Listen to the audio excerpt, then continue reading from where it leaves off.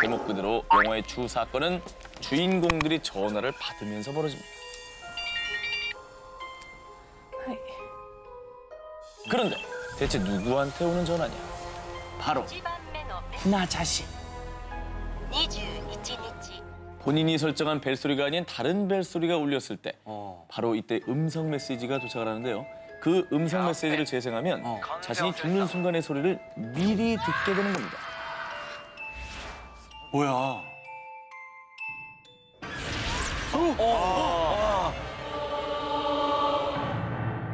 무서워.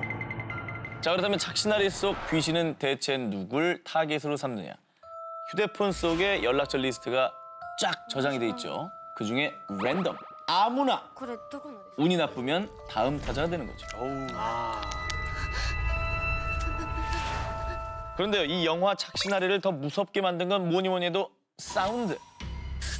천식 환자형 흡입기의 소리, 발톱 깎는 소리.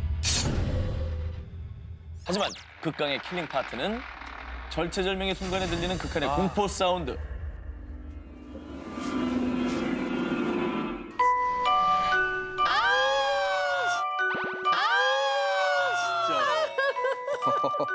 진동으로 해놓으랬잖아.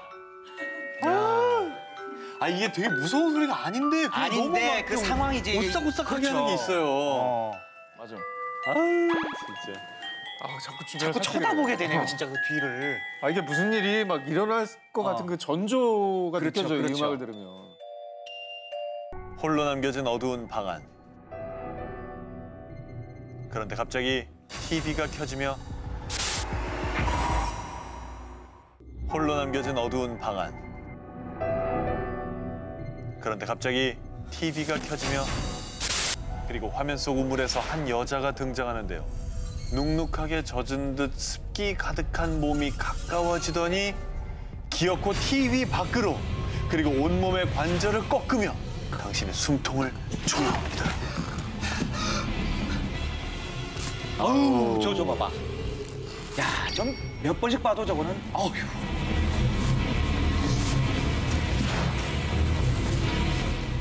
(1998년) 일본에서 개봉한 영화 링. 영화는 어느 날 비디오를 본 4명의 학생이 같은 날 의문의 죽임을 당하면서부터 시작됩니다. 주간지 기자 레이코는 이 사건을 취재하던 중 저주의 비디오를 보면 일주일 안에 죽는다는 사실을 알게 됩니다. 하지만 그녀 또한 이미 비디오를 본 후였고 어떻게든 살기 위해 애를 쓰는 그녀. 하지만 이게 무슨 운명의 장난입니까? 아들 유이치마저 이 저주의 비디오를 보고 맙니다. 네, 비극이었죠. 맞아요. 요이치!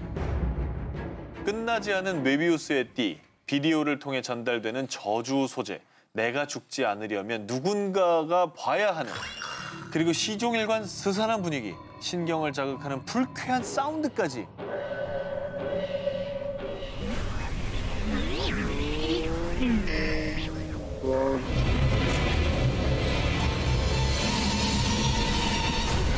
그 어떤 귀신이나 살인마보다 영화 링 속의 사다코가 센 이유, 세상에서 가장 느린 귀신입니다. 맞아요. 가장 슬로울리한데 공포감 조성은 최고.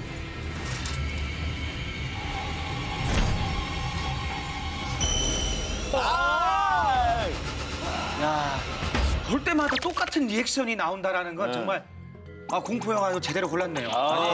근데 영화 소개해 주시는 분이 너무 놀라네요. 1999년에 우리나라에서도 배우 신은경, 정진영 씨 주연으로 리메이크 됐었습니다. 제목에 외자는 안 된다, 일본 영화 리메이크는 안 된다, 이 모든 금기를 다 깨고 전국 관객 수 60만 명을 동원해 흥행을 했습니다. 여기서 제일 궁금한 게 있습니다. 우리나라 링에 사다코는 누가 있을까요? 전도연 씨. 전도연 씨. 전도연 씨. 땡. 아닙니까? 염정아 씨죠. 염정아 씨. 염정아 씨. 땡. 아, 이거 아니에요? 배두나 씨. 배두나 씨. 역시. 그렇죠. 사다코가 뭐 이제는 월드스타로 등극한 배두나 씨. 배두나 씨였군요. 또 할리우드에서는 캐러비안의 해적의 감독으로 유명한 고어 버빈스키 감독이 연출, 킹콩과 버드맨의 주인공으로 친숙한 나오미 와트가 주연을 맡아서 2002년에 개봉했는데 미국에서는 지금까지도 리메이크 공포 영화 흥행 부문에서 부동의 1위 자리를 지키고 있다고 합니다. 또 미국판 링은 일본과 한국처럼 성인 사다코가 아닌 네. 소녀 귀신이. 저 얼굴 봐. 저 얼굴 봐. 저기 미국판이 저기 미국판. 저기 미국. 당시 사마라 역의 데이비 체이스는 13살이었는데 할리우드 최고 스타들을 다 제치고 네. 제12회 M채널 영화제에서 최고 악당상을 수상했다고 합니다. 그만큼 또 임팩트가 있었다는 얘기네요. 축하해줘야 되는 거죠? 한 가지만 본 분들은 미국판이나 뭐 이제 한국판, 뭐 일본판 나눠서 골라서 보는 또 재미도 있겠네요.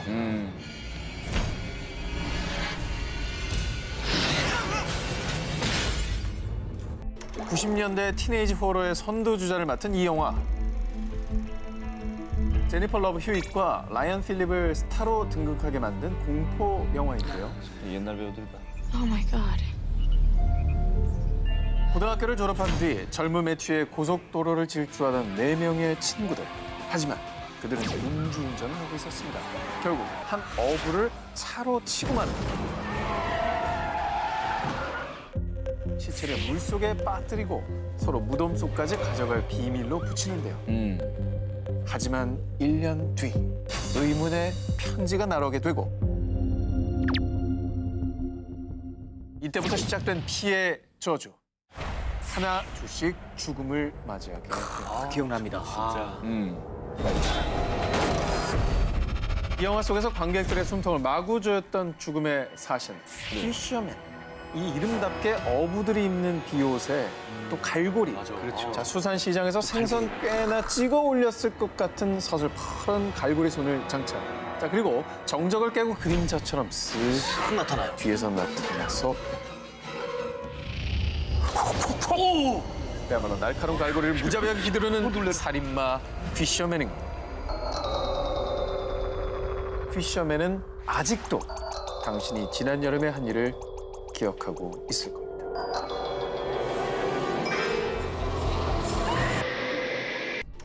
제이호로의 진수죠. 영화 주온입니다. 오. 야, 확대하니까 이게 보인다. 그러죠. 아. 눈동자 안에 아이가 있어. 여기 밤잠 설치기 하는 한 여자가 있습니다. 그리고 자꾸 이불 속으로 들어오는 한 아이도 있고. 아우, 저 당시 영화 보고 난 다음에 침대에 들어가서 괜히 한번 들춰보게 맞아, 만드는 맞아. 그거. 네. 예전에는 무서운 영화 보면은 이불 뒤집어 쓰고 잤잖아. 그걸 못하게 한 거야. 그걸 못하게 한 거야. 그걸 못하게 한 거야. 끔찍하죠. 남편에게 억울하게 죽임을 당한 카야코는요. 집에 지방령, 집 귀신이 돼서 소통을 그냥 다 죽여버리고 말. 그래서 원한을 푸는데요. 그렇죠. 자, 핏줄이 도드라진 저 눈빛, 무참하게 찢긴 얼굴, 일그러진 근육 하나하나가 미세하게 움직이는 근육.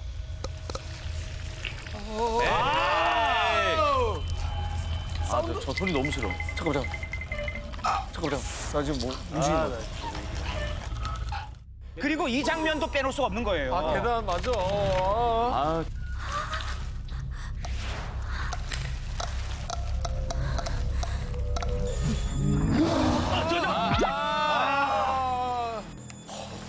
아, 참.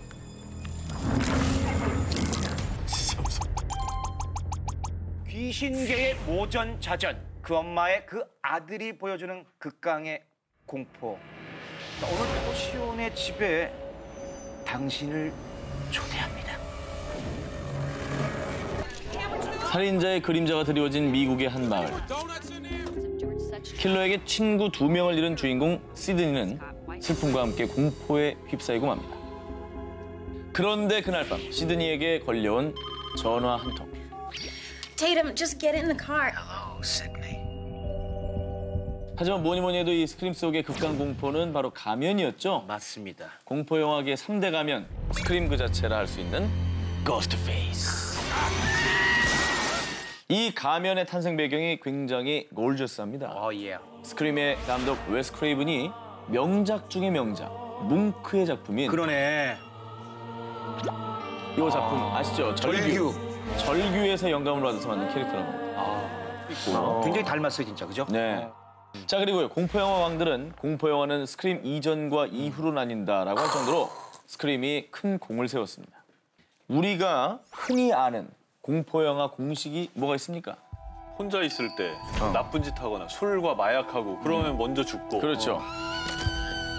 그리고 13일 밤의 금요일 보면은 늘 배드신에서 죽어요. 네, 맞아요. 그런 것도. 네. 그러네요. 그런데 스크림은 그 예상을 모두 배반.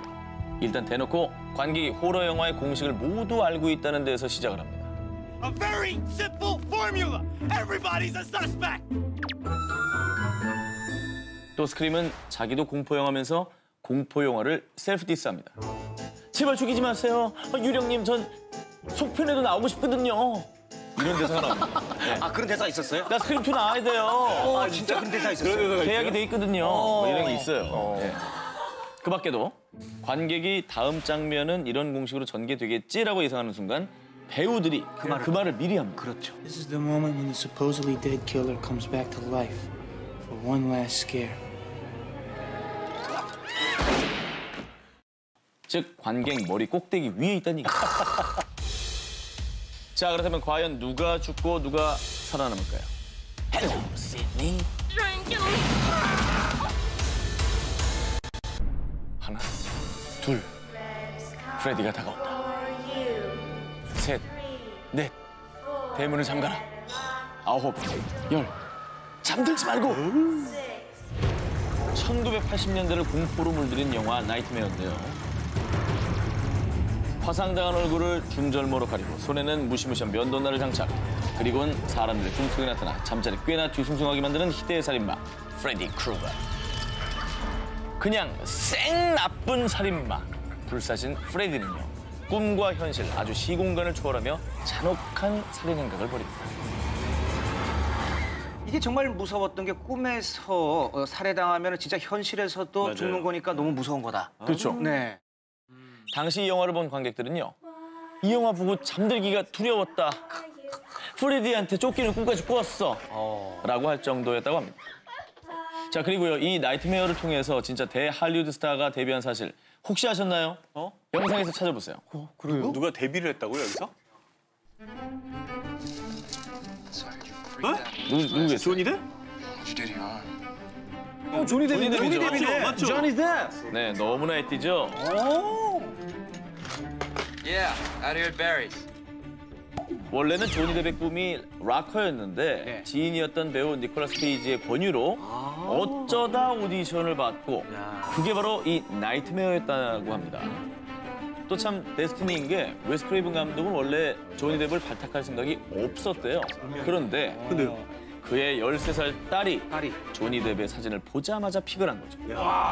딸의 픽이었어요. I love you anyway. 아니 그런 적 없어요. 현실에서 막 벌어진 거예요. 꿈을 꿨는데 꿈이면 이제 없어져야 되는데 예.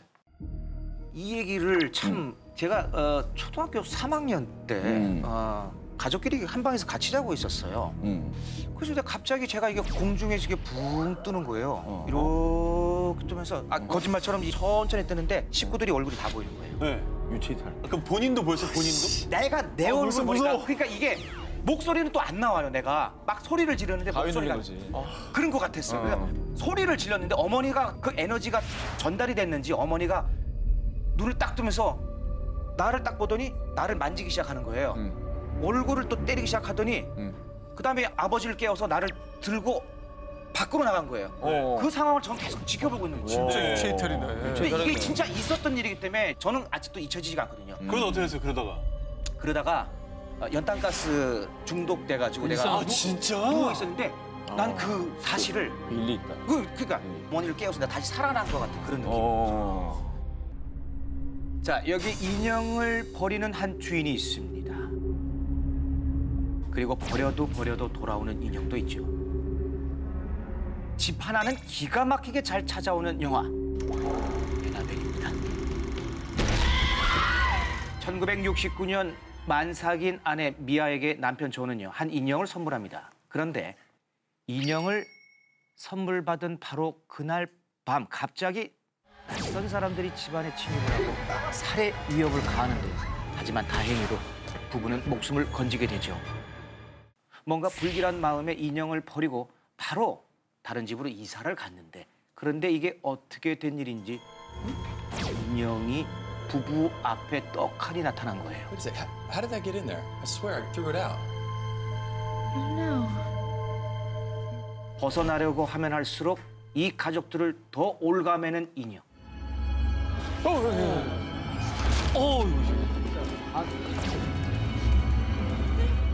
뭐야?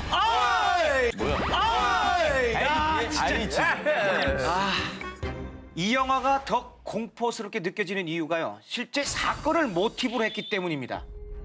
1970년 미국 코네티컷의 초자연 현상 연구가 워렌 부부가 악령이 씌었거나 저주받은 물건만 모아둔 오컬트 박물관이 있었는데요. 이곳에 끔찍한 저주와 함께 봉인되어 있는 애나벨 인형. 애나벨이 이곳에 오게 된 이유는요, 워렌 부부의 말에 따르면 1967년 미국 뉴욕에서 7살의 애나벨 히긴스라는 소녀가 강도에 의해서 잔인하게 살해가 됐는데요. 이후에 이 인형을 소유한 사람들은 의문의 공격을 받게 됐다고 합니다. 그래서 마지막에 이 인형을 가졌던 사람이 초자연현상 연구가 워렌 부부에게 도움을 청하고 결국 봉인을 한 거라고 합니다. 그 뒤에 인형의 저주, 영화 애나벨이 탄생되죠. 실물도 있고 스토리도 있다고 하니까 더 무서운데. 지금 이 시간에도 미국 코네티켓의 한 박물관에서 순진무구한 얼굴로 핏빛 저주를 품고 있는 인형 애나벨. 함부로 그 봉인을 풀지 마시기 바랍니다. 바로 오맨입니다. 기억하시죠? 아, 그럼요. 포스터만 봐도 무섭다. 배우들 연기도 너무 좋았고. 다큐멘터리 작가 데이비드 셀처의 원작 소설을 배경으로 한 영화 오맨. 영국 대사 로버트 손의 아들로 입양된 데미안. 하지만 데미안의 정체는 다름 아닌 악마의 아들. 인류를 멸망시키기 위해 인간의 형태를 한 악마였죠.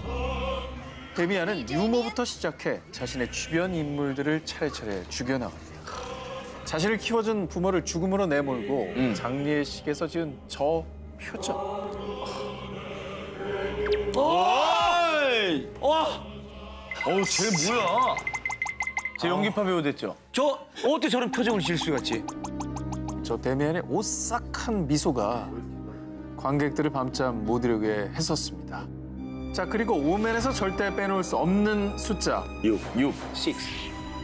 그렇습니다. 바로 죽음과 악마를 상징하는 숫자 6. 데미안이 처음 태어났던 날은 6월 6일 오전 6시. 악마의 아들 데미안 머리에 있는 표식은 666. 아하. 자, 이렇게 영화 오맨은 호러 영화지만 그 어떤 귀신도 또 흉측한 괴물도 등장하지 않고요. 숫자 6처럼 불길하고 음산한 진조만으로 공포감을 극강으로 끌어올리는데요. 근데 그 오맨에 얽힌 저주도 좀 많지 않았어요? 네, 그렇습니다. 영화 속에서 처참하게 목이 잘려나간 카메라 기자의 모습. 자, 이 장면의 특수 효과를 맡았던 담당자가 애인과 네덜란드 여행을 하던 중 그만 교통사고를 당했는데 그가 사고를 당한 자리엔 오맨까지 66.6km라는 표지판이 딱 있었고요. 뭐라고? 또 영화 속에서 원숭이들이 데미안의 악한 기운을 견디다 못해 난동을 부리는 이 장면을 촬영한 동물원에서 사육사가 갑작스럽게 탈출한 맹수에 물려 사망하는 사고까지 일어납니다. 어머. 이 뒷얘기가 더 소름 끼친다. 어우, 저 영화는 안 좋은 일이 너무 많이 생겼다. 자, 오맨의 저주 그리고 숫자 6. 그냥 우연의 일치였을까요? 아니면 정말로 데미안의 저주였을까요? 전 세계 공포 영화 중에 사람을 제일 많이 죽인 주인공이 누굴까요? 제이슨. 전기톱. 걔 많이 죽였어. 텍사스 전기톱을 언급을 안 했구나 오늘. 그렇지. 그거 진짜 무섭잖아요. 하지만 오늘의 정답은 영화 13일의 금요일의 살인마 제이슨 부히스입니다. 대체 얼마나 죽였냐? 무려 158명. 그걸 또 그 100 몇 명을 저기 그냥 한 번에 죽인 게 아니잖아요. 그럼요. 다 다른 방법으로. 다른 방법으로 다. 아, 끔찍하네요. 네. 13일의 금요일 그 악몽의 시작을 들려드리면요. 1958년 크리스탈 호수의 캠핑장에서 물에 빠진 제이슨. 하지만 교관들의 부주의로 결국 죽고 마는데요. 그리고 22년 뒤 1980년 6월 13일 금요일 폐장됐던 캠핑장이 재개장을 하면서 직원들이 하나둘 이 유모를 살인을 당하는데요. 과연 피를 부리는 살인마는 누굴까요? 아 근데 저도 정말 어릴 때 봐가지고 저게 아마 제이슨이 그 복수하는 내용일걸요? 제이슨이 범인이 아니에요. 아닌가요? 13일의 금요일은 특별히 스포를 하겠습니다. Don't let her live. I won't chase her. 모정이 부른 피해 복수. 엄마의 다중인격이 드러나는 모습이 소름 끼쳤던 이 장면. 그렇습니다. 살인마는 바로 제이슨의 엄마, 파멜라 부히스였습니다.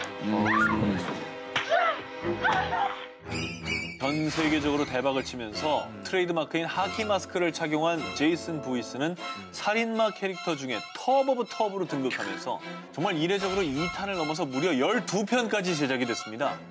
근데 이게 정말 재밌는 게 제이슨 부히스가 마스크를 쓰니까 좋은 점이 주인공 배우가 바뀌어도 괜찮아요. 괜찮네.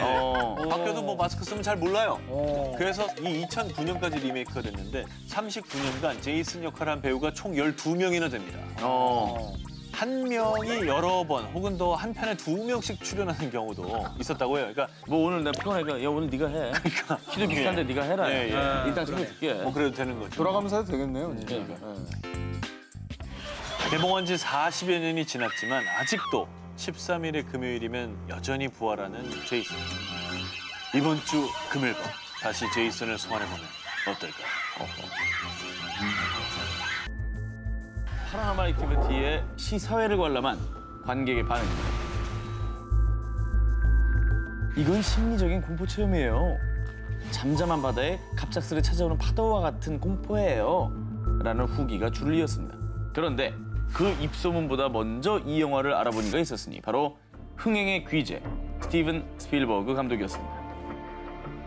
이 영화를 집에서 관람하던 중에 이상한 기운을 뭐랄까 감지했어요. 실제로 스티븐 스필버그 감독은 영화를 보다가 기이한 일을 겪었는데요. 감독에게 받은 파라노멀 액티비티 DVD를 집 침실에서 보던 중 방문이 잠겼습니다. 아무리 해도 열리지 않자 급기야 열쇠 수리공을 부르는 일까지 있었습니다. 영화 속의 실제 초자연적인 현상을 직접 겪게 되자 이 영화 대박감이다 라고 생각을 했고 단숨에 판권 구매를 결정한 거였다고 합니다. 자, 그리고 스필버그의 예상은 딱 들어맞았습니다. 단돈 15,000달러, 약 1,600만 원의 초저예산 제작비를 들여 무려 2억 달러. 와, 2,200억 원에 가까운 수익을 냈죠. 스필버그 감독, 아니 전 세계를 사로잡은 다큐멘터리 형식의 파라노멀 액티비티. 자, 연인 미카와 케이티는 동거 중인 커플인데요. 매일 밤마다 집에서 정체불명의 소리가 들려오고 침실 문이 저절로 닫히는 등 기이한 현상들을 겪습니다. 결국 그 둘은 이 심령 현상을 파헤치기 위해서 집의 곳곳에 비디오 카메라를 설치하는데요. 시간이 갈수록 강도가 심해지는 현상들. 그중에서도 다시 봐도 섬뜩한 이 장면. 케이티가 정체불명의 존재에게 끌려가는 장면입니다. 저거. 오 마이 갓. 오! 하지만 결국 미카는 시신으로 발견됐고 케이티는 행방불명되었다라는 자막으로 끝이 납니다. 오우, 미카는 누구에게 죽임을 당한 걸까요? 그리고 케이티는 어디로 간 걸까요? 너무 무서워서 못 보시겠다고요? 그러면 이 한마디만 하겠습니다. 이 스펙타클한 다큐멘터리 파라노멀 액티비티는요, 모두 페이크. 페이크 다큐멘터리. 아, 그래요? 그래. 실화가 아니에요? 그거 알려주면 재미없는데. 자, 과연 그럴까요? 하지만 영화의 공포감만큼은 real fact. 절대 집에 혼자 있기 어려울 겁니다. 페이크라 할지라도 말이죠. 블레어 위치인데요. 이 영화가 초 대박을 친 이유. 블레어 위치는요, 허구의 사건을 진짜 다큐멘터리인 것처럼 찍는 페이크 다큐멘터리, 장르의 조상 오브 조상인데요. 영화계의 새로운 장르의 가능성을 뚜렷하게 각인시켰다는 점에서 기념비적인 영화라고 할 수 있습니다. 너무 신기했어요. 뭔가 이제 나올 때가 됐는데 아무것도 안 나오고 계속 막 뛰어다니기만 하고 근데 무섭긴 무섭고. 이 영화는 1994년 버스ker빌 숲에서 발생한 어린이 대량 학살의 원인으로 불리는 전설 블레어 마녀의 진실을 밝히기 위해 떠난 3명의 주인공이 등장합니다. 그리고 그 과정에서 듣게 되는 주민들의 생생한 증언과 믿을 수 없는 초자연적 현상. 이 과정에서 고조되는 3사람의 갈등. 요즘에 그 곤지암 보시고 진짜다 이렇게 오해하시는 분은 없지 않습니까? 그런데 1999년 당시에는 이 페이크 다큐멘터리라는 장르 자체가 생소했고요. 그리고 무엇보다 제작진들이 관객들이 미끼를 콱 물게 하려고 영화 관계자들이 영화가 개봉하기 무려 1년 전부터 수많은 떡밥을 미리 던져놨는데요. 블레어 마녀의 전설이 실제로 있는 것처럼 홈페이지를 개설해 관련된 내용을 업데이트해놨고요. 거기에 3명의 실종 사건에 대한 경찰 기록부터 부모님의 인터뷰까지 올렸습니다. I hope you're never in my situation and you never have to depend on Sheriff Cravens to help you out. 심지어 실종 전단까지 붙여놨습니다. 그런데 역시나 이 모든 건 페이크. 이것도 페이크야? 게다가 가장 중요한 게 연기하는 배우들 아닙니까? 네. 그래서 배우들에게조차 블레어 마녀의 전설이 가짜라는 사실을 숨겼고요. 귀신 소리, 공포 효과 등을 일체 배우들에게 알려주지 않아서요. 저희가 본 대로 정말 리얼한 공포감을 그대로 살릴 수 있었던 거라고 합니다. 그래서 실제로요, 블레어 위치를 본 관객들은 블레어 마녀의 존재를 믿으며 전설을 직접 밝혀보겠다고 3355 모여 메릴랜드주의 버킷스빌 숲을 찾아가게 됐는데요. 그럼 눈을 뜨지도 또 눈을 감지도 못한 새로운 공포의 시작. 오늘 밤 블레어 위치에서 확인해 보시죠. 캄보디아 캄포트 지역. 한낮에도 앞을 볼 수 없는 안개로 뒤덮인. 거긴 귀신이 덮치는 저택이에요. 한 번 들어가면 쉽게 나올 수 없을걸요? 안 가는 게 좋아요. 이렇게 북고산에 있는 한 대저택인 이곳은 바로 영화 R포인트의 촬영지입니다. 근데 저 영화는 정말 잘 만든 것 같아요. 네, 지금도 시간이 지났지만 영화 채널에서 방송도 많이 나가고 검색어에도 자주 오르는 영화입니다. 자, 1972년 베트남 전쟁 막바지 사단 본부 통신부대의 무전기로 6개월 전에 로미오 포인트에서 사망한 것으로 추정이 되는 18명의 수색 대원들로부터 계속해서 구조 요청이 들려오고 결국 또 다른 부대가 이 대원들의 흔적을 찾아 나서며 이야기는 시작되는데요. 자, 총탄이 오가는 전쟁터. 하지만 적보다 무서운 건 왜 대답 안 해요? 시끄럽잖아요. 자, 바로 내 옆에 있는 동료가 원혼, 즉 귀신일 수도 있다는 무시무시한 심리적 공포. 귀신이 올려 동료를 위험에 빠뜨리는 병사를 구하기 위해 주인공 최중희는 긴장을 늦추지 않습니다. 관등성명. 안 들려? 관등성명. 하하. 저때 긴장감. 야, 이 몰입되는 이 긴장감, 이 스피디한 거. 야, 잘 만들었네요. 케이블 아나운서 몇 기야? 몇 개야? 관등성명 돼! 그들이 오고 있어요. 그들이 오고 있어요. 동네 바보구나. 내가 오해가 있었는데.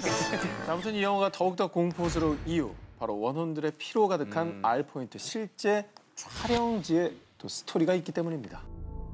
자, 영화의 배경은 베트남이었지만 실제 촬영지는 말씀하신 대로 캄보디아 보코 팔레스 카지노 호텔로 20세기 초 프랑스군의 휴양지였다고 합니다. 자, 그런데 안개가 자욱한 이곳에서 촬영 내내 기이한 현상들이 끊이지 않았는데 자, 배우들은 평소엔 괜찮다가 건물에만 들어가면 몸이 아파왔고요. 심지어는 공수창 감독마저도 좀 전까지 뚜렷하게 보이던 저택이 안개 속에 단 몇 분 만에 사라졌어요. 귀신 들린 집이 분명해요라고 밝혔다고 합니다. 정말 미스터리 그 자체인 공간이었죠. 자, 그런데 말입니다. 1970년대엔 캄포트 주민들이 캄보디아 내전에 지고 있던 사람들에게 이유 없는 고문과 함께 총살을 당한 정말 끔찍한 역사와 한이 서린 곳이라고 합니다. 그래서 실제로 영화 촬영 소식을 들은 현지인들은 귀신의 저주를 우려하면서 촬영팀을 하지 말라고 말렸고요. 결국 촬영팀은 고사를 지낸 뒤에야 영화 촬영에 들어갔다고 합니다. 그런데도 저기서 찍은 거 보면 감독이 저 장소가 어지간히 마음에 들었나 보네요. 그렇죠. 손에 피를 묻힌 자는 돌아갈 수 없다. 그럼 적보다 더 무서운 극강 공포. 과연 그 끝은? 관등성명대라.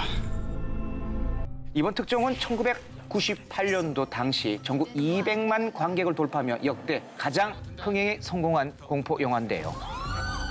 여고괴담 1편입니다. 공포 영화는 흥행하지 못한다라는 편견을 바로 깨버렸습니다. 리즈 시절 선생님으로 출연했던 이미연 씨. 현재 근황이 몹시도 궁금한 배우죠. 김규리 씨. 예쁘고 공부도 잘하는 사기 캐를 연기한 리틀 이미연 박진희 씨.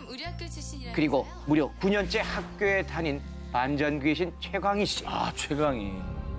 정말 학교에서 전해져 오는 실제로 있을 법한 괴담을 다루고 있습니다. 어느 학교에 한 명쯤은 있을 법한 무서운 선생님들. 그리고 만년 2등의 서러움, 왕따 문제까지 세기말 학교를 가감없이 묘사하는데요. 입시 스트레스, 또 비인간적인 어떤 학생들의 생활 뭐 이런 것들이 다 녹아져 있어서 더 공감을 했던 것 같아요.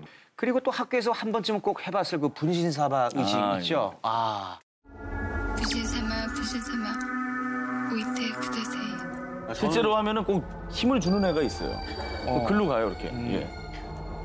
하지만 그 중에서도 여고괴담 속 킬링 파트는요. 깜짝이야. 깜짝이야. 지금도. 깜짝이야. 예상했는데 약간 놀란 거 있지. 저렇게 빨리 왔었나? 올 줄 알면서도 무섭다. 알면서도 이게 또 손에 땀을 또 쥐게 만드네요.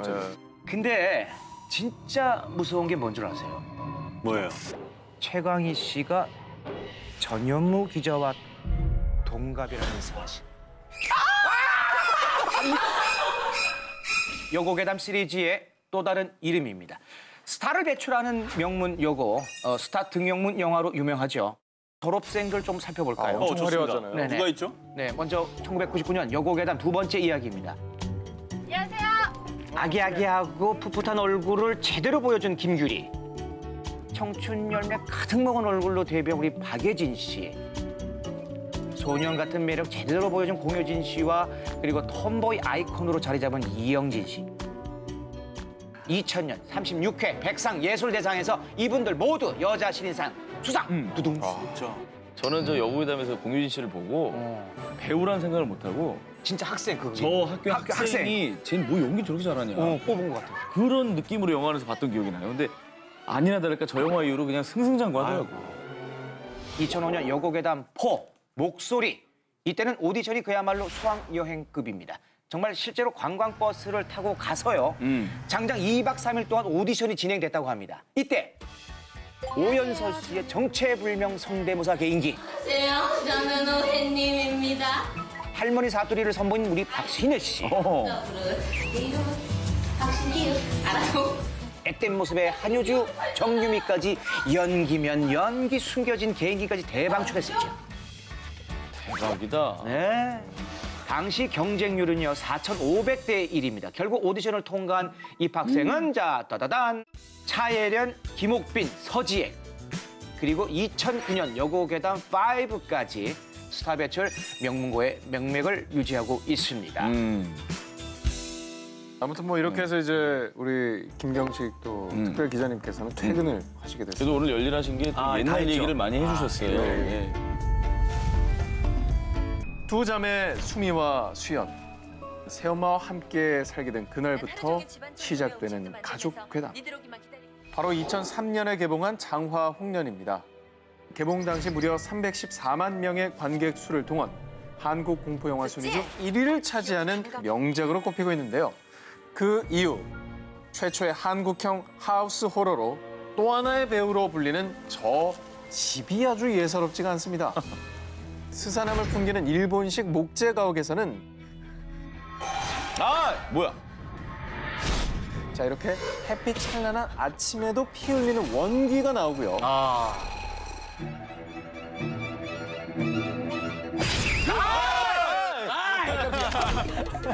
이거 진짜 근데 지금도 또 놀라네요. 자, 그렇습니다. 공포감을 200% 끌어올리는 집과 실내 세트. 특히나 가장 임팩트가 컸던 건 바로 저 꽃무늬 벽지. 영화의 분위기를 더 비현실적으로 만들어주는데요. 장화홍련 벽지 어디 건가요? 라고 묻는 분들도. 저걸 집에다 왜 해, 저걸? 아니, 인테리어는 이쁘잖아. 아니, 그래도, 진짜. 없는 귀신도 찾아오겠다, 저기. 에어컨 설치 안 하려고 그러고. 장화홍련의 소름 포인트를 더 극강으로 모으는 것.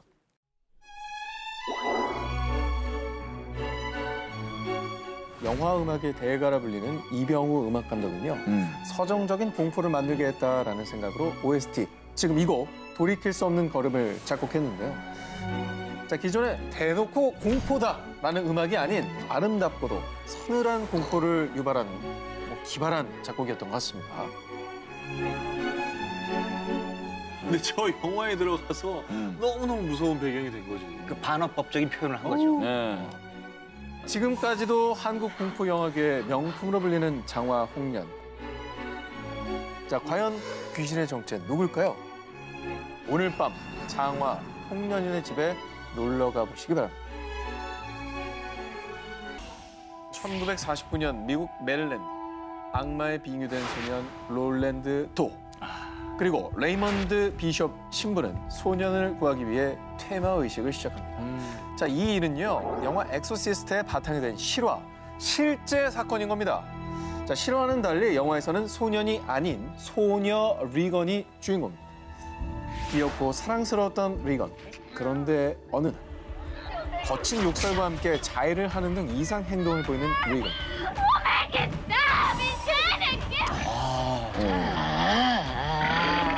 카리스 신부는 리건이 악마 파주주의 빙의되었다는 사실을 알게 됩니다.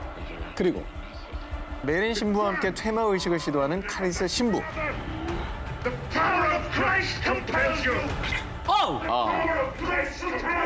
주님의 힘으로 널 물리친다. 뭐 이런 의미의 주문을 거는 건데요. 공포 영화의 클래식이 된 명장면들이 많이 등장을 합니다. 인정합니다. 자, 그런데 이게 정말 영화이기만 한 걸까요? 엑소시즘, 즉 퇴마의식은요, 천주교에선 마귀를 내쫓는다는 뜻의 구마의식으로 불리며 중세시대부터 암암리에 이루어져 왔는데요. 그 뒤 1991년 국제퇴마협회가 설립됩니다. 자, 그리고 2014년 6월 교황청에서 이 국제퇴마협회를 공식 인정했다고 합니다. 아, 진짜? 실제로 존재할 가능성이 높다는 걸 방증하는 내용이죠. 자, 그럼 정말 꿈에 나올까 무서운 엑소시스트의 명장면. 진짜 오마이갓이다. You know what she did? What is it? 저거 내가 제일 싫어하는 장면. 심장이 쪼그라들었어, 저 순간에. 짧은 장면. 네, 정말 상상도 못할 충격 장면의 연속이죠. 실제로 일부 관객들은 개봉 당시 영화를 보다가 기절까지 했을 정도라고 합니다. 인정입니다. 자, 한 소년을 구하기 위한 신부와 악마의 대결. 악마의 소나기에서 카리스 신부는 과연 소녀를 구출해낼 수 있었을까요? 영화에서 확인하시죠.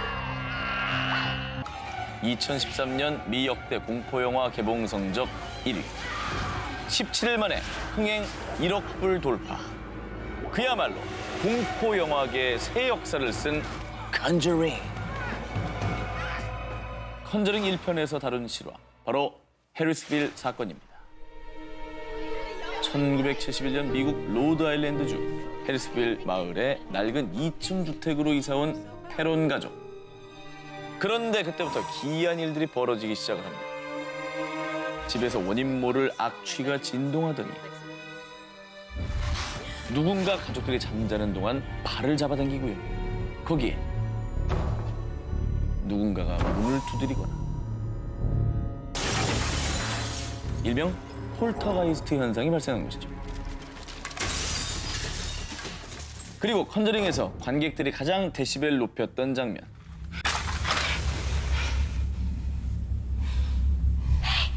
Wanna play hide and clap?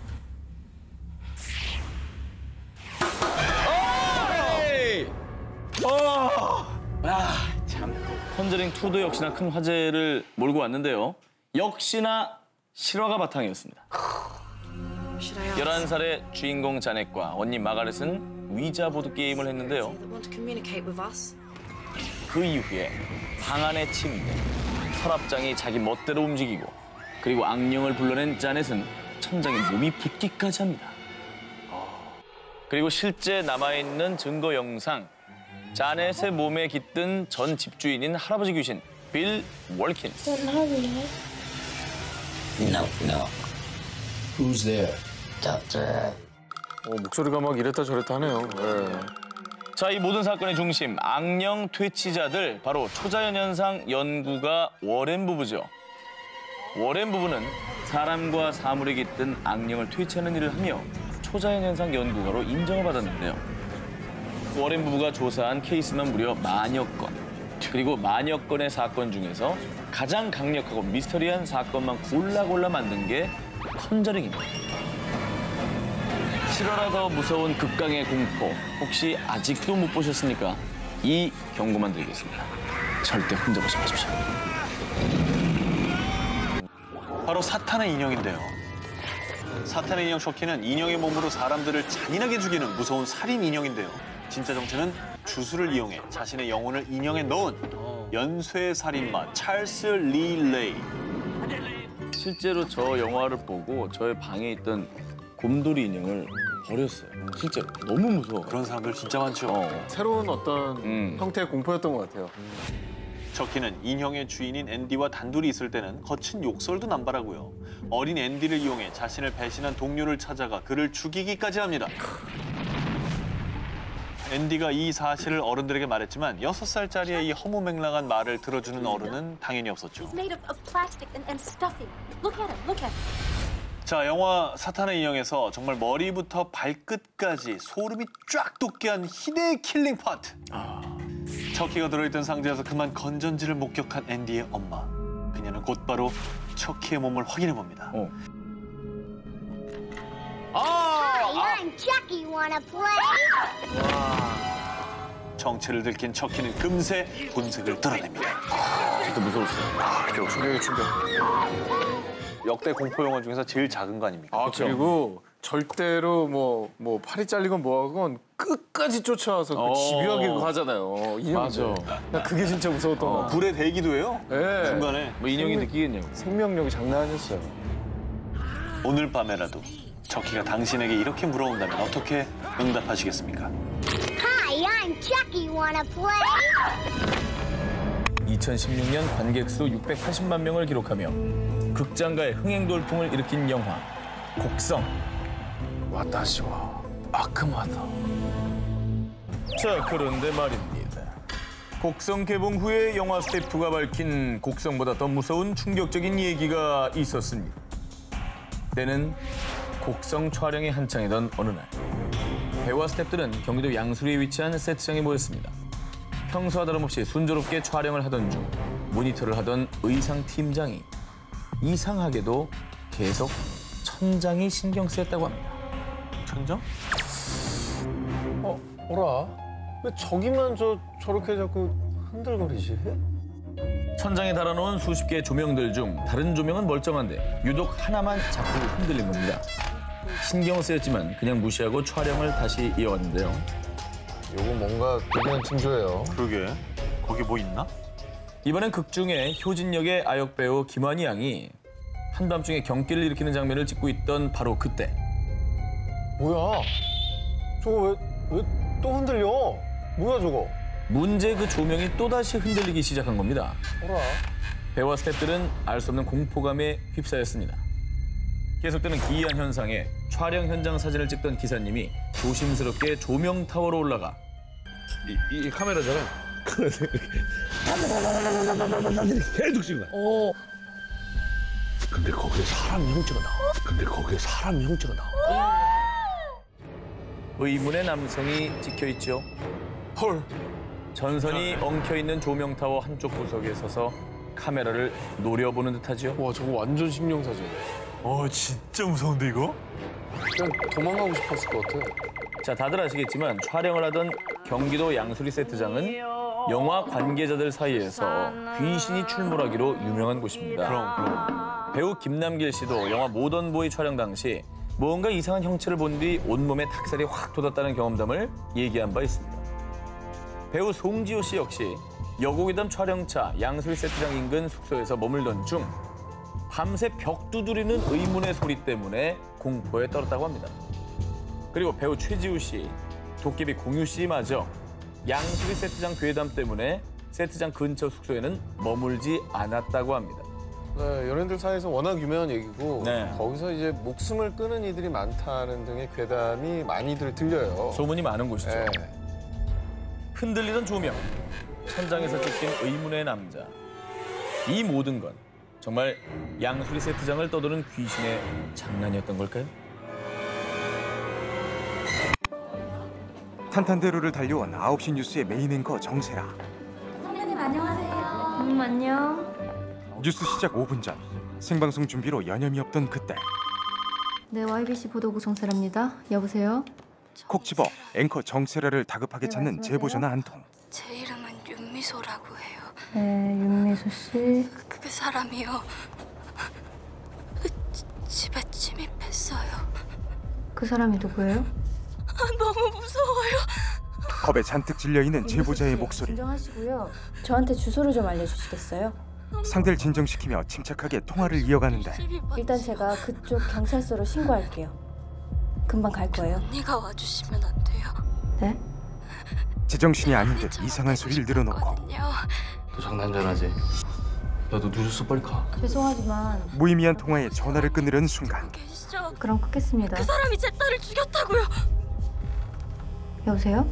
장난 전화로 넘기기에 어딘가 섬뜩한 전화 내용. 세라는 그 여자의 전화를 받는 게 아니었다.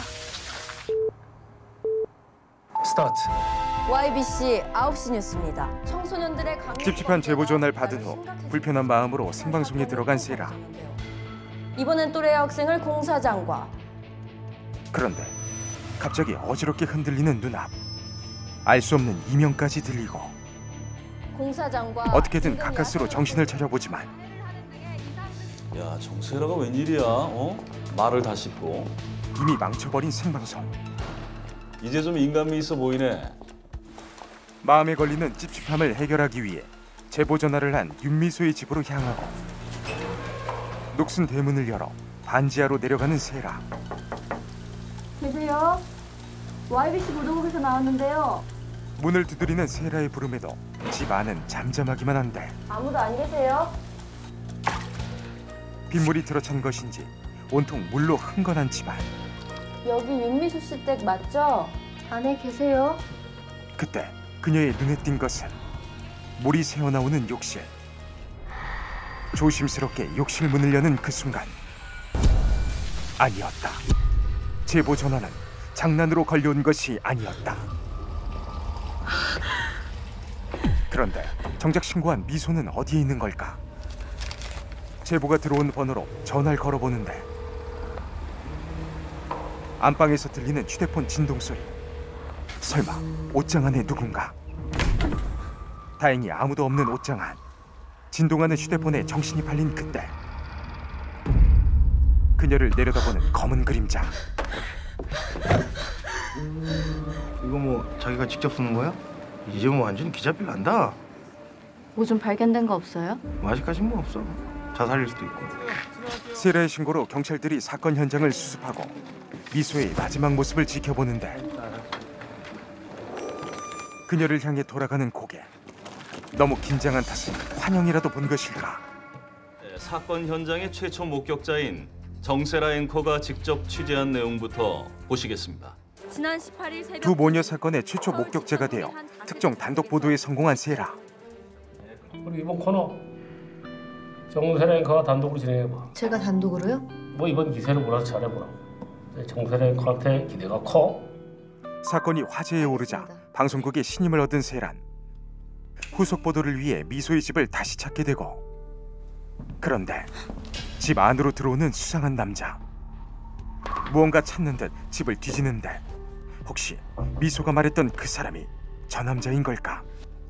집을 뒤지는데 몰두한 사이 남자의 눈을 피해 집을 빠져나오려고 했지만 누구야? 남자에게 정면으로 들켜버린 세라. 다행히 그녀를 구원할 전화가 걸려오고 아니 남의 집에 그렇게 함부로 막 들어가면 어떡합니까? 저는 그저 증상에 대한 구체적인 단서라도 찾고 싶어서 와본 겁니다. 남자의 정체는 다름 아닌 죽은 미소의 정신과 담당 의사. 잠깐만요. 괜찮으시다면 윤미수 씨 구체적 증상에 대해서 좀 묻고 싶어서요. 죄송하지만 규정상 환자에 대해서 말씀드릴 수 없어서요. 어쩐지 세라에게 벽을 치는 남자. 윤미수 씨랑 뭐 있죠? 이상하잖아요. 의사가 죽은 환자 집에 왜 와요? 윤미수 씨 죽기 전날 밤에 최 박사님 병원 찾아갔을 때. 아이 모르겠다. 옛날에 사건도 하나 있었고. 사건이요? 수상함을 느낀 세라는 남자에 대해 조사하는데 어제 오후 여기서 상담 치료를 받던 20대 여성 A씨가 진료실 창문에서 추락하는 사고가 있었습니다. 아니었다. 남자에게 진료를 받다 죽은 환자는 미소가 처음이 아니었다. 조사하고 있습니다. 남자의 병원을 찾은 세라는 그가 최면으로 치료한다는 걸 알게 되고 그래서 윤미수 씨가 말한 그 사람에 대해 찾아낸 게 있나요? 글쎄요. 누구한테나 그 사람은 있겠죠. 미소를 치료했다는 최면 도구가 무엇일까 찾기 시작하는데 혹시 압니까? 그 사람이 정세라 씨한테도 찾아올지. 아니었다. 그녀 역시 최면을 피할 수 있는 것이 아니었다. 남자를 만나고 돌아온 후 자꾸만 이상한 환영에 시달리는 세라. 최근 지천동에서 엄마가 아이를 죽이고 자살한 사건이 혹시나 앵커 자리를 뺏길까봐 누구에게도 말하지 못한 채 방송을 이어가는데 그런 그녀에게 또다시 이상한 환영이 보이고 이제는 또렷하기까지 한 환청. 전통적으로 모성 본능이 강한 여성의 비율이 높다는 게 놀랍습니다. 언니, 좀 살려주세요. 언니, 좀 살려주세요. 그대로 방송 중에 정신을 놓고 마는데 어젠 죄송합니다. 근데 웬만하면 막아보려 그랬는데 내일부터 서성아가 9시 들어갈 거야. 결국 그토록 뺏기고 싶지 않았던 9시 뉴스의 메인 앵커 자리에서 밀려나게 된 세라. 이제 쟤한테 밀려난 건가? 지금처럼 중요한 시기에 도대체 어디다 정신을 팔고 다니는 거야? 어머 제발 나가. 의지할 곳 없는 세라의 정신은 극한에 몰리는데 그때 세라의 눈에 들어온 그 의사의 명함. 메인 앵커 자리를 되찾기 위해 세라는 사건을 더 파헤치기로 마음먹는데 사건 현장을 목격한 이후로 윤미수 씨가 잊혀지질 않아요. 그날 죽은 윤미수 씨 얼굴 봤어요? 아니요. 왜요? 그런데 그게 윤미수 씨라고 어떻게 확신할 수 있어요? 무언가 숨기고 있는 듯한 수상쩍은 의사의 반응. 세라 역시 그에게 지지 않고 박사님 치료 때문에 증상이 심각해진 거라면요? 세라는 남자가 사건과 관련이 있다는 확신을 하지만 찾을 수 없는 증거. 윤 씨 모녀 사건 제가 뒤집어 버릴 수도 있어요. 그 사람 최면 치료에 문제가 있는 게 분명해요. 그 자살로 종결 났잖아. 그건 경찰 입장이고요. 그만하자. 그 상황 판단이 그렇게 안 되니? 응? 심중뿐인 세라의 의견은 그저 묵과되어질 뿐.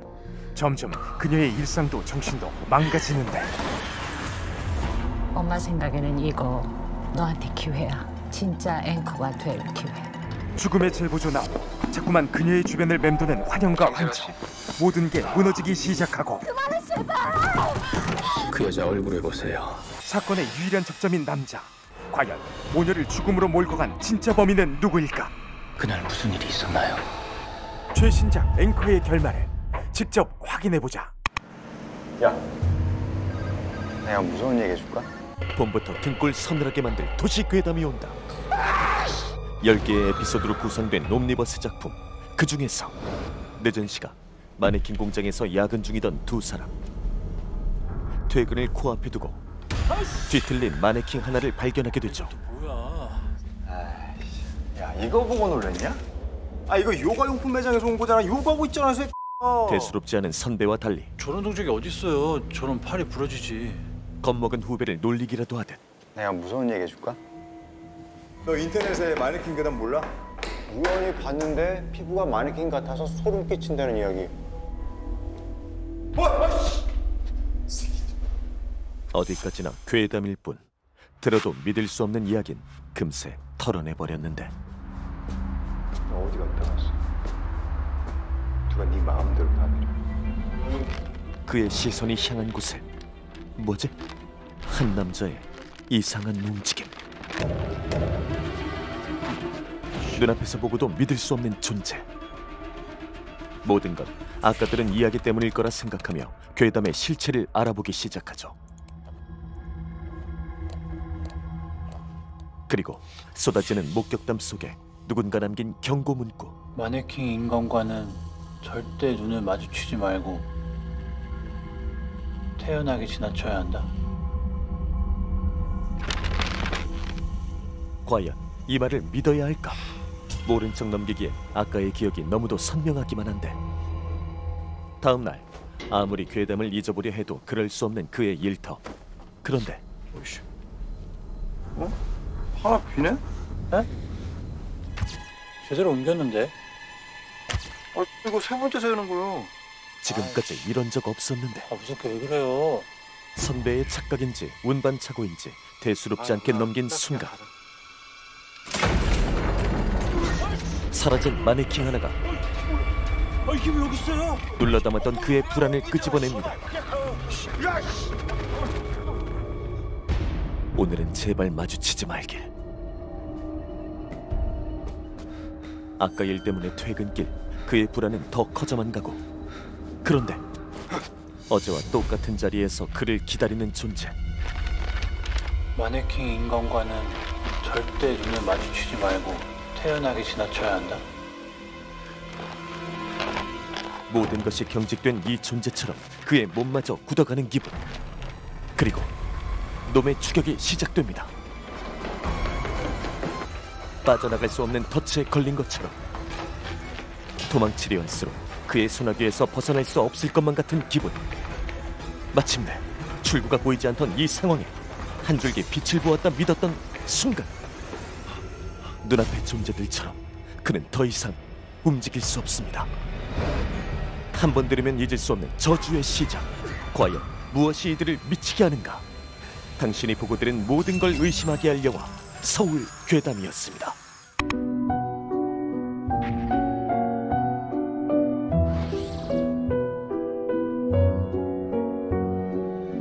아버지께 갑니다. 12년 전 한산한 동네에 비밀 속으로 들어갔던 불안한 여정의 백미. 더 문화시민의 선택, 영화 이끼입니다. 20년 넘게 절연하고 지내온 아버지의 부고. 내키지 않았던 여정이었지만 해국은 아버지의 마지막 연고가 있던 마을을 찾았죠. 유 선생님 아들이라는 사람이 오네? 아들? 아들이 있었어. 상주가 왔으니 장례식 구색 마쳐라. 그저 상주의 도리를 다해서 장례를 치르고 갈 마음에 살아생전 토해내지 못했던 원망을 꺼냈던 밤. 이렇게 가니까 마음이 편해요? 인간으로서 예의를 지키러 온 거니까 원망 같은 거 하지 마세요. 자, 한 잔 받게. 이장님도 한 잔 받으시죠. 너 그래. 예. 해국은 아버지의 장례를 치러준 마을 이장에게 예를 갖추면서 감사 인사를 전했는데요. 저리 가신 영감님 좋은 곳으로 가시고 이리 오신 아드님 서울 가가 모든 일 잘 풀리길. 감사합니다. 그런데 이 마을 뭔가 이상합니다. 저기요. 잠깐만요. 사망자 확인 안 하시고 그냥 가십니까? 확인 다 했는데요. 누가요? 이장님이요.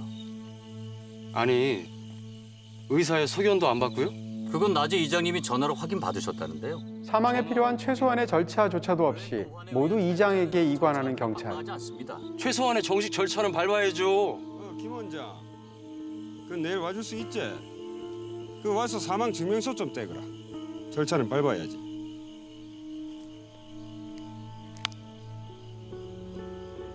됐지? 뭔가 개운하지 않았지만 더는 개의치 않고 넘겼죠. 그 다음 날. 이상 없고. 사인이 뭡니까? 의뢰이련이 여겼던 일에 사사건건 의문을 품는 상황에 마을 사람들은 일제히 나리선 반응인데요. 사인이 뭐예요? 병명이 뭐예요? 지금 수사반장 찍나? 왜? 배라도 가를까? 부검 해볼까? 이번에도 불협화음을 중재하는 것은 이장의 몫입니다. 자네 때문에 사람들 다 불편하고 죄진 것 같은 분위기 만들고 뭐 인제 와서 아들 노릇하겠다 그 기가 하긴요. 이제 와서 아들 노릇이라뇨. 원래 남 신경 쓰지 않고 신념대로 밀고 가는 성격. 어서 그 몫을 다하고 떠나려고 했죠. 그런데 아버지 이름으로 매입했던 땅이 하루아침에 한 사람에게 매매되고 통장에는 그 돈은커녕 남은 잔고마저 모두 빠져나간 상황. 핸드폰 켜놓으라고 했지 전화라고 했냐? 끊어라. 잠깐만요. 아버지의 땅 전부를 양도받은 사람이 딱 한 사람입니다. 이름은 천용덕. 이장이라 부르지만 마을 읍내할 것 없이 구석구석 영향력이 장난이 아닌 사람입니다.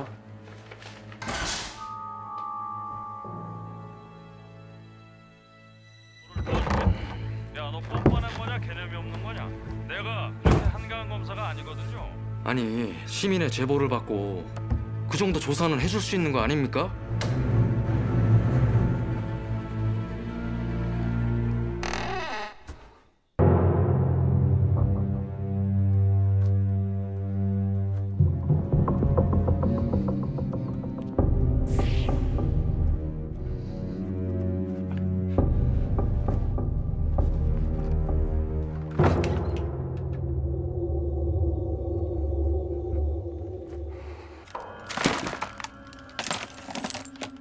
이런 건 사지 말라니까. 마을 공용 창고에 다 있어. 이거 다 쓸 때까지 서울 안 갈까 봐서요? 이건 잘 샀네. 이건 창고에 없어. 유씨 아들이라면서 베푼 선의 뒤에 감춰진 비밀. 해국과 마을 사람들 간에 보이지 않는 신경전이 시작됐죠. 예. 지금 유씨 아저씨 아들 왔다 갑니다. 그래? 뭐 보고 있는지 확인이 되나? 예, 그럼요. 그 기록 좀 남겨두거라. 예, 그렇게 하겠습니다. 마치 이장의 신복처럼 해국의 일거수일투족이 모두 보고되더니 결국 이장은 경계의 속내를 숨긴 선의를 베풉니다. 그동안 장례 치르고 그 뒷정리하느라 고생 많이 했다는 뜻으로 차리 이별상이다. 그건 그들만의 리그에 들어온 이방인을 하루라도 빨리 몰아내려는 술수였죠. 많이 들어요, 잘생긴 양반. 예. 근데요, 이별 안 하는데요? 하지만 해국은 생각지도 못한 변수를 선언하는데요. 저 서울 안 갑니다. 고향 가서 살아. 유 선생님이 여기서 사셨다고 그러지만 여기가 고향이요? 제가 여기 있으면 안 되는 이유라도 있습니까? 모두가 격렬히 반대했지만 이번에도 마을의 결정권을 쥐고 있던 이장. 살아라. 조용하고 좋다. 그래요. 맘만 먹으면 아무나 할 수 있는 게 또 농사요. 워낙 기계가 좋아서. 많이 먹자. 그날 이후 해국은 마침내 그들의 비밀 속으로 들어가고 말았습니다. 배가 고프더라고요. 처음 이끼가 영화한다는 소식이 전해졌을 때부터 강우석 감독님이 반대에 굉장히 많이 부딪혔다고 합니다. 사실 그 전까지 강우석 감독님의 어떤 연출 색깔이 좀 코미디가 많은 분들께 좀 사랑받았어가지고 이끼라는 장르가 과연 맞을까 하는 또 걱정도 있지 않았나 싶어요. 강우석 감독하면 지금도 이제 수많은 영화들을 만들었고 80년대 말부터 시작해서 대표적으로 뭐 투캅스 같은 작품, 공공의 적, 그리고 이 작품, 또 실미도까지 이렇게 보통 대표작으로 많이 이야기를 하죠.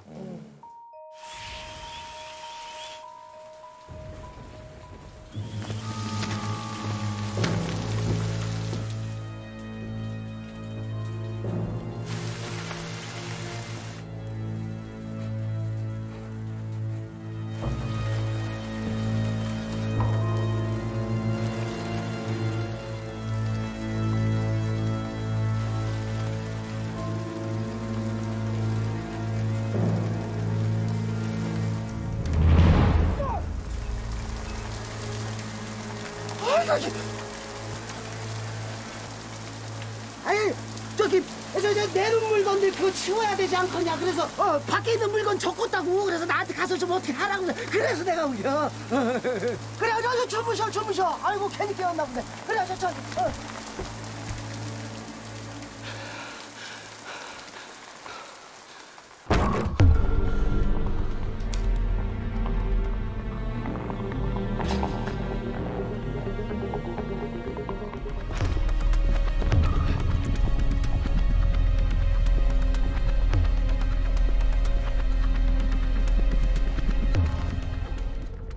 이런 동굴을 보면 애초에 이 동굴을 왜 파놨을까? 뭐 이런 것들도 영화 속의 복선으로 담겨 있겠죠.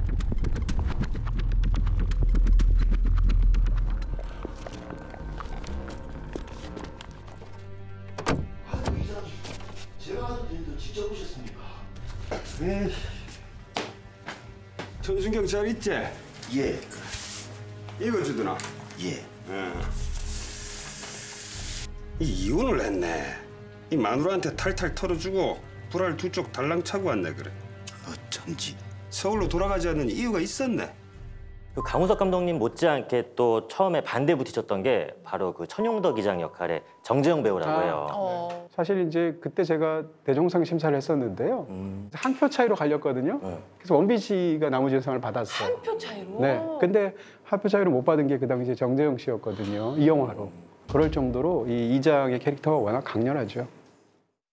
제가 봤을 때는 가장 싱크로율 높은 거는 아무래도 류해국 역할의 박해일 배우가 아닌가 싶어요. 네, 윤태호 작가가 인터뷰를 이 영화랑 관련해서 했을 때 그런 얘기 한 적도 있었죠. 웹툰 작업할 때 실제로 해국 캐릭터를 그려낼 때 박해일 씨를 떠올렸다고. 또 박해일 씨가 갖고 있는 약간 이게 뭐라 그럴까 해세한 소년 같은 이미지도 있지만 또 반대로 삐딱하게 틀어앉은 채 절대 양보 안 할 것 같은 이미지도 있잖아요. 고집스러운 이미지. 네. 맞아요.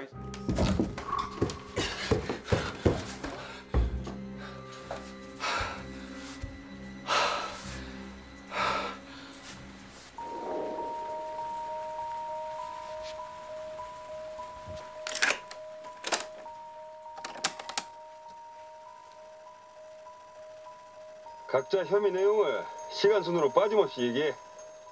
이름은 하성규. 나이는 35세. 고향은 경북 청도. 네 따라갈래?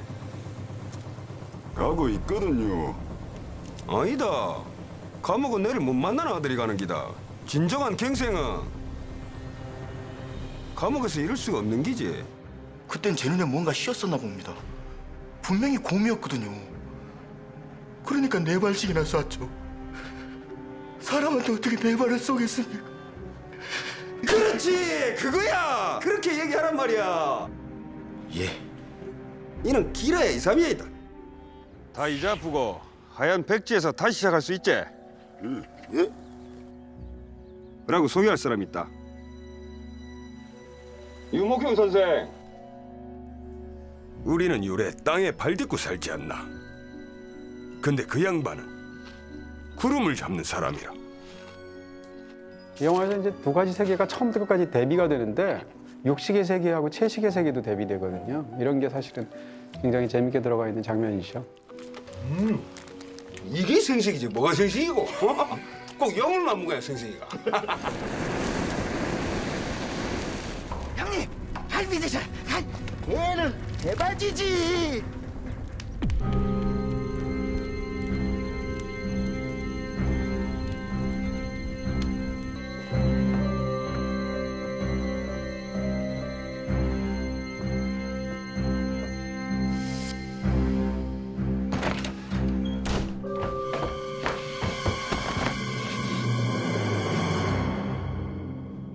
내 이럴 줄 알았다. 맞네. 두려움이 내를 구하는구만. 내는 인간을 믿을지는 모르도 어느 놈이건 요래 목줄 딱 쥐고 원하는 대로 흔들 줄 안다 이가.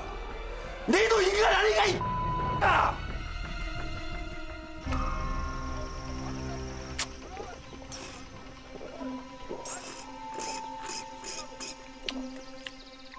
사실은 원작이 굉장히 한국의 정치사를 끌고 들어온 거거든요. 근데 영화는 그런 어떤 현실 정치의 느낌, 그런 은유 같은 것들을 발라내고 좀 더 보편적이고 좀 더 대중적으로 만들었어요. 그게 아마 매체가 달라서 그럴 텐데 그런 측면에서 보면 반드시 웹툰과 얼마나 비슷하냐만 놓고 이 작품의 성패를 얘기하는 것은 사실은 조금 약간 억울할 수도 있다. 뭐 이렇게 얘기할 수 있겠죠.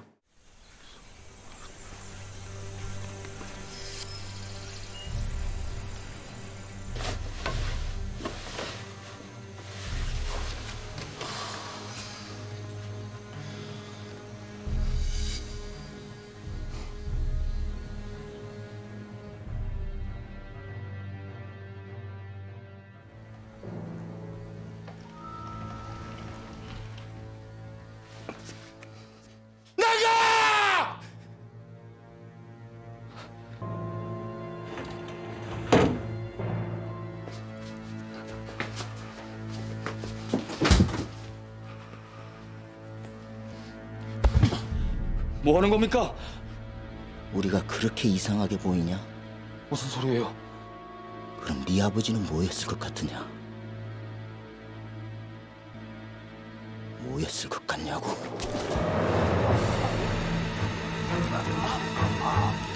이제 다 귀찮다. 그만 사라져다오. 당신들이 죽었지.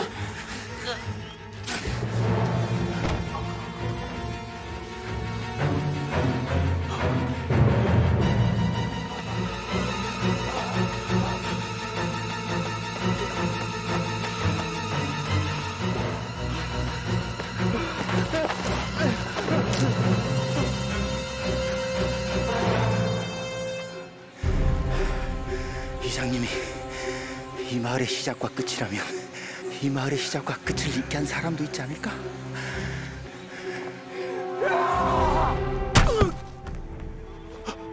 영화에서 이제 인용하는 성경 구절도 그렇고 이제 인과응보라는 그 개념인데 이 사람은 산에서 친구를 죽인 사람이거든요. 그러니까 산에서 자기가 죽고요.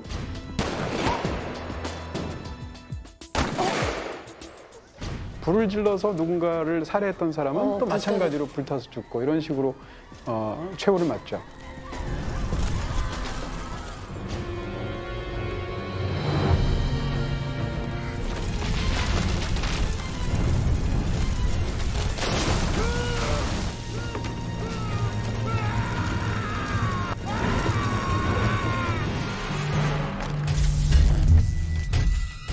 저는 저 마을을 다 세트로 만든 게 너무 대단하다는 생각이 들더라고요. 무슨 동네가 완전히 무슨 트루먼 쇼 같지 않아요, 지금?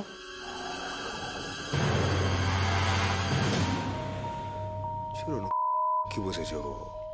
영화 초반에 보면은 이 박민욱 검사가 유해국에게 조용하게 살아, 이끼처럼 이렇게 말하는데 너 이끼 아냐? 이끼. 조용히 살아, 이끼처럼. 입기처럼 그냥 평범하고 보통으로 살고 싶은데 사실은 그런 토양이 아니잖아요. 오염된 토양이잖아요. 그 속에서 이끼조차 살 수 없는 데서 어떻게 보면 강한 이끼의 생명력으로 저항하는 이야기? 이렇게 볼 수도 있겠죠. 이끼처럼 조용히 살 수가 없네요.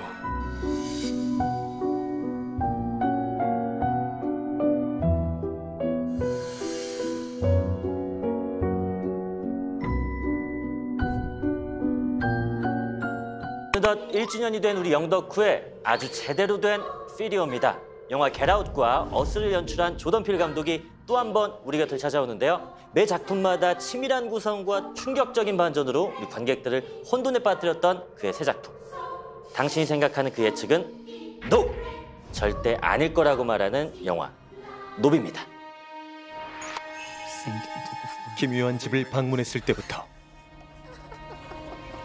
There's a family in our driveway. 기이한 가족이 찾아왔을 때까지 등장만으로 극한의 경험을 남긴 차세대 거장. 단 2편의 영화로 공포영화의 대가로 급부상한 조던 필 감독이 그린 세 번째 이야기. But that's why back at the Haywood Ranch as the only black-owned horse trainers in Hollywood. 아버지를 도와 성실히 목장 일을 돕는 아들 오제이와 이게? Where your sister? We are at the world-famous Hollywood Boulevard. 돈만 되면 다 찍고 보는 MZ세대 유튜버 딸 에메랄드. 여느 때와 다름없던 노후. 하지만 That cloud ain't moved a goddamn inch. 문득 하늘을 올려다본 순간 목장을 뒤덮으며 내려앉은 의문의 그림자. 그 경고의 희생양이 된 아버지는 그만 순식간에 숨을 거두고 사건의 유일한 단서, 열쇠를 남겨놓는데 Don't look. Don't look. Don't look. Don't look. Don't look. Don't look. Don't look. 본래 하지 말라면 더 하고 싶은 법. 우리는 왜 노블 봐야 하는가? You think whatever killed Pops is out there? What did you see? 아버지의 죽음을 계기로 남매의 의문이자 공포로 남은 그것. It's in the cloud. Did you see a UFO in that cloud? We need the shot. What shot? The shot. The money shot. 하지만 애도가 아닌 돈의 수단으로 전락한 아버지의 죽음. 미확인 비행물체의 등장으로 인간의 양면성이 드러나기 시작하는데 That cloud 한편 UFO 출몰 소식에 그날의 사건을 모티브로 한 돈벌이 판을 벌이는 이들까지 나타나고 결국 인간들의 처세를 비난하듯 위협을 가하며 서서히 모습을 드러내는 정체. It's big, they're mad, they want attention. I don't think they take you if you don't look at it. Here it comes. It's above us. 예측 불허 상상력의 대가 조던 필의 공포 세계관은 왜 우주로까지 뻗어나갔을까? With no, everything's bigger. It always meant that I had to challenge myself to come up with more interesting ways to tell a story. Every single department is firing off these huge big swings. My films are always personal. I think it stands apart from my other films in that it's a bigger adventure than I've ever tried to tell. 이번엔 범우주로 눈을 돌리며 기존의 팬덤을 뛰어넘을 새로운 색깔을 담았다는데 And something that is a testament to why I love movies. And cut!